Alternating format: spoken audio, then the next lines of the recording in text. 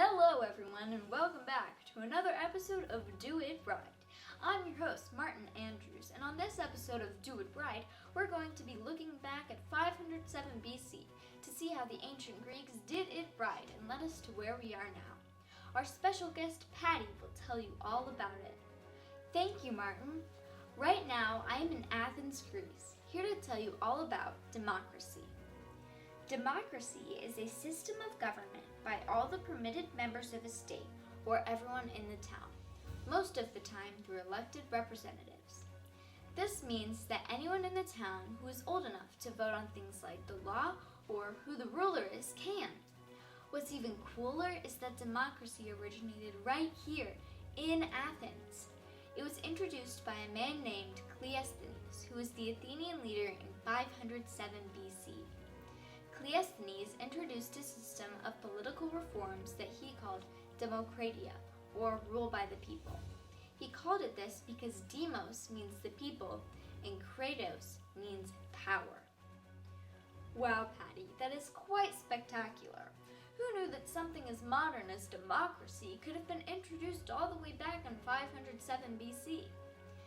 Now, you said that anyone could vote on the rules as long as they were old enough, but who made the rules?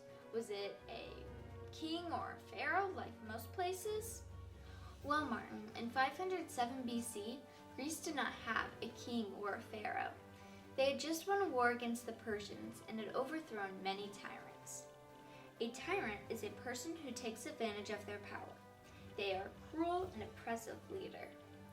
After Cleisthenes overthrew the tyrants, he introduced democracy.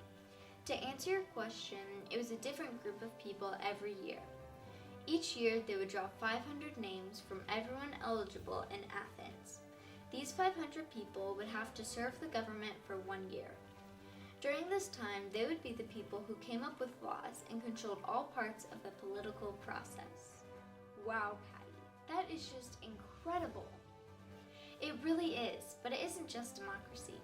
In ancient Greece, there were 3 different parts: the ecclesia, the boule, and the dikasteria. First, we have the ecclesia, or the assembly, the supreme governing body of Athens. Any person of the demos, which were the 40,000 adult male citizens, could attend the ecclesia meetings. There were 40 meetings every year. During the meetings, they would discuss things such as war, foreign policies, and basically what their city was doing right or wrong, and if they would approve or deny it. Now, Patty, you said that the demos were every adult male citizen, but I thought that demos meant the people. Well, Martin, in ancient times, most women and children were not known as people, or at least were in a lower class than them. There were some exceptions, but for the most part, this is how it went. So when it says the people, it is referring to adult males. Wow, that is terrible. Tell us more about the other parts, like the boule.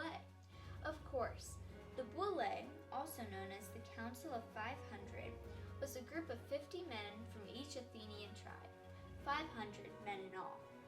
These men served for 1 year and had a meeting every single day. The boule supervised government workers and was in charge of things such as army horses and navy ships. The boule decided what matters would come before the ecclesia. Finally, we have the dikasteria, or the popular courts. Every single day, 500 jurors were chosen of all of the eligible men over 30 years of age in Athens. Most people thought that out of all the democratic institutions, dikasteria contributed the most strength of democracy. They thought this because the jury had almost unlimited power. The jury is a group of people, most of the time 12, who swore to give a decision in a legal case based on the evidence given to them in court.